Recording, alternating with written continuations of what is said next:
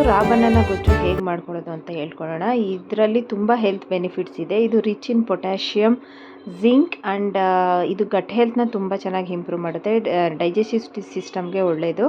ಮತ್ತು ಯಾರಿಗಾದ್ರೂ urinary infection ಇದ್ದರೆ ಅದಕ್ಕೂ ತುಂಬ ಒಳ್ಳೆಯದು. ತುಂಬ ಅಂದರೆ ತುಂಬ ಹೆಲ್ತ್ ಬೆನಿಫಿಟ್ ಇದೆ. ಸೊ ನಾವು ವೀಕ್ಲಿ ಒನ್ಸ್ ಯೂಸ್ ಮಾಡಿದ್ರೆ ತುಂಬ ಒಳ್ಳೆಯದು. ಫಸ್ಟ್ ಇಲ್ಲಿ ನಾನು 2 ಬನಾನಾ ಚಿಕ್ಕ ಪೀಸಸ್ ಆಗಿ ಕಟ್ ಮಾಡಿಟ್ಕೊಂಡು ಅದನ್ನು ಫಸ್ಟು ಸ್ವಲ್ಪ ಸಾಲ್ಟ್ ಹಾಕಿ ತೊಳೆದಿಟ್ಕೊಂಡಿದ್ದೀನಿ. ಯಾಕಂದರೆ ಅದರಲ್ಲಿ ಸ್ವಲ್ಪ ಅಂಟು ಥರ ಬರುತ್ತೆ, ಅದೆಲ್ಲ ಕ್ಲೀನಾಗಿ ಹೋಗಬೇಕು. ಸೊ ಅದಕ್ಕೆ ನಾನು ವಾಶ್ ಮಾಡಿ ಇಟ್ಕೊಂಡಿರ್ತೀನಿ. ನೆಕ್ಸ್ಟು ಒಂದು ಬೌಲಲ್ಲಿ ಆ ಪೀಸಸ್ನ ತೊಗೊಂಡು ಸ್ವಲ್ಪ ಸಾಲ್ಟು, ಅರಿಶಿನ ಮತ್ತು ಚಿಲ್ಲಿ ಪೌಡರ್ ಹಾಕಿ ಚೆನ್ನಾಗಿ ಮಿಕ್ಸ್ ಮಾಡಿಕೊಂಡು ಸ್ವಲ್ಪ ಮ್ಯಾರಿನೇಟ್ 5 to 10 ಮಿನಿಟ್ಸ್ ಮ್ಯಾರಿನೇಟ್ ಆಗಕ್ಕೆ ಬಿಟ್ಟಿದ್ದೀನಿ. ನೆಕ್ಸ್ಟು ಒಂದು ಪ್ಯಾನಲ್ಲಿ ಎಣ್ಣೆ ಹಾಕ್ಕೊಂಡು ಆ ಮ್ಯಾರಿನೇಟ್ ಆಗಿರೋ ಅಂಥ ಬನಾನಾಸ್ನ ಚೆನ್ನಾಗಿ ರೋಸ್ಟ್ ಮಾಡ್ಕೊಬೇಕು. ಚೆನ್ನಾಗಿ ರೋಸ್ಟ್ ಅಂದರೆ ಅದು ಹಸಿ ವಾಸನೆ ಇರುತ್ತೆ, ಒಂಥರ ರಾ ಬನಾನದು ಒಗರು ಥರ ಇರುತ್ತೆ. ಅದೆಲ್ಲ ಕ್ಲೀನಾಗಿ ಹೋಗಿ ಅದನ್ನು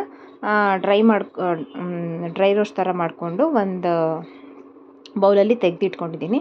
ನೆಕ್ಸ್ಟ್ ಅದೇ ಪ್ಯಾನ್ಗೆ ಸ್ವಲ್ಪ ಆಯಿಲ್ ಹಾಕ್ಕೊಂಡು ಇದು ರುಬ್ಕೊಳ್ಳೋಕ್ಕೆ ಮಸಾಲ ಸ್ವಲ್ಪ ಒಂದು ಈರುಳ್ಳಿ, ಒಂದು 10 ಹೆಸಳು ಬೆಳ್ಳುಳ್ಳಿ,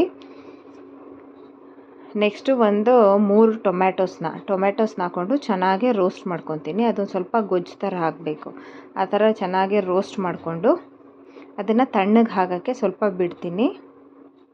ನೆಕ್ಸ್ಟು ಒಂದು ಮಿಕ್ಸಿ ಜಾರ್ಗೆ ನಾನು ಒಂದು ಮುಷ್ಟಿಯಷ್ಟು ಹಸಿ ಕಾಯಿನ ರುಬ್ಬಿ ಇಟ್ಕೊತಾ ಇದ್ದೀನಿ. ಯಾಕಂದರೆ ನಾನು ಅದ್ರ ಜೊತೆಗೆ ರುಬ್ಕೊಂಡ್ರೆ ಕಾಯಿ ಚೆನ್ನಾಗಿ ನುಣ್ಣಗಾಗೋದಿಲ್ಲ. ಸೊ ಅದಕ್ಕೆ ಇವಾಗ ನಾನು ಸ್ವಲ್ಪ ಚಿಲ್ಲಿ ಪೌಡರು 1 ಸ್ಪೂನಷ್ಟು, ಮತ್ತು ಇಲ್ಲಿ ಧನಿಯಾ ಪೌಡರು 1.5 ಸ್ಪೂನಷ್ಟು, ಮತ್ತು ಸ್ವಲ್ಪ ಅರಿಶಿನ,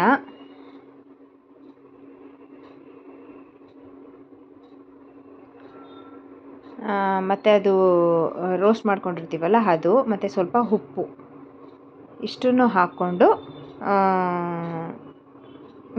ಫೈನ್ ಪೇಸ್ಟ್ ಆಗೋ ಥರ ಮಿಕ್ಸಿ ಮಾಡ್ಕೋಬೇಕು.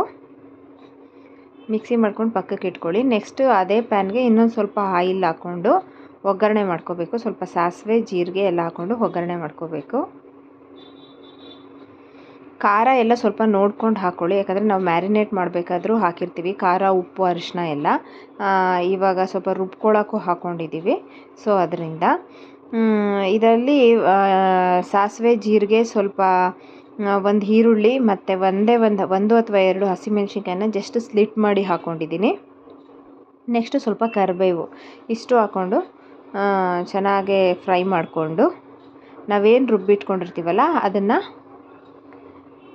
ಇದಕ್ಕೆ ಹಾಕ್ಕೊಂಡು ಚೆನ್ನಾಗೇ ಅದು ಹಸಿ ಸ್ಮೆಲ್ ಹೋಗೋವರೆಗೂ ಸ್ವಲ್ಪ ರೋಸ್ಟ್ ಮಾಡ್ಕೊಬೇಕು. ಚೆನ್ನಾಗಿ ಸ್ವಲ್ಪ ಬಿಸಿ ಮಾಡ್ಕೋಬೇಕು, ಕುದಿಸ್ಕೋಬೇಕು. ನೆಕ್ಸ್ಟು ಅದೇ ಮಿಕ್ಸಿನಲ್ಲಿ ಸ್ವಲ್ಪ ಮಸಾಲೆ ಇರುತ್ತೆ, ಅದನ್ನೇ ಸ್ವಲ್ಪ ನೀರು ಹಾಕಿ ಸ್ವಲ್ಪ ನೀರನ್ನ ಅಡ್ಜಸ್ಟ್ ಮಾಡಿಕೊಂಡು ಸ್ವಲ್ಪ ಕುದಿಸ್ಕೋಬೇಕು. ಒಂದು ಕುದಿಯಷ್ಟು ಕುದಿಸ್ಕೋಬೇಕು.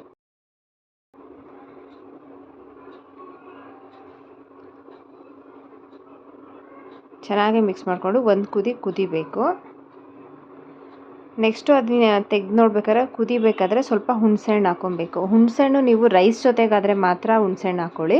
ಇಲ್ಲ ಏನಾದರೂ ಚಪಾತಿ ಮತ್ತು ರೊಟ್ಟಿಗೆಲ್ಲ ಆದರೆ ಹುಣಸೆಹಣ್ಣು ಏನು ಬೇಕಾಗೋದಿಲ್ಲ, ಹುಣಸೆ ರಸ ಏನು ಬೇಕಾಗೋದಿಲ್ಲ. ನೆಕ್ಸ್ಟ್ ಅದನ್ನು ಮತ್ತೆ ಮುಚ್ಚಿಟ್ಟು ಒಂದು ಸರಿ ತೆಗೆದ್ಬಿಟ್ಟು ಈ ರೋಸ್ಟ್ ಮಾಡ್ಕೊಂಡಿರ್ತೀವಲ್ಲ ಬನಾನ, ಅದನ್ನು ಸೇರಿಸ್ಕೊಂಡು ಸ್ವಲ್ಪ ಮಿಕ್ಸ್ ಮಾಡಿಕೊಂಡು ನೆಕ್ಸ್ಟ್ ಮತ್ತೆ ಅದನ್ನು ಮುಚ್ಚಿಡಬೇಕು.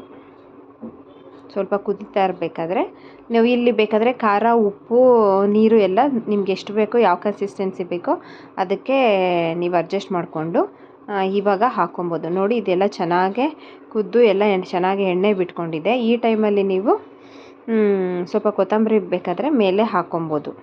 ಇದು ತುಂಬ ಟೇಸ್ಟಿಯಾಗಿರುತ್ತೆ. ಅನ್ನಕ್ಕೆ ಮತ್ತು ರೊಟ್ಟಿ, ಚಪಾತಿಗೆಲ್ಲ ತುಂಬ ಚೆನ್ನಾಗಿರುತ್ತೆ. ನಿಮ್ಗೆ ಈ ವಿಡಿಯೋ ಏನಾದರೂ ಇಷ್ಟ ಆಗಿದರೆ please like, share and comment. ಮತ್ತು ನನ್ನ ಚಾನಲ್ನ ಸಬ್ಸ್ಕ್ರೈಬ್ ಆಗೋದು ಮರಿಬೇಡಿ. ಮತ್ತು ಬೆಲ್ ಐಕಾನ ಕ್ಲಿಕ್ ಮಾಡಿ, ನಿಮಗೆ ಆವಾಗ ನನ್ನ ಎಲ್ಲ ವೀಡಿಯೋಸ್ ನೋಟಿಫಿಕೇಷನ್ ನಿಮಗೆ ಬರುತ್ತೆ. Thanks for watching. Thank you.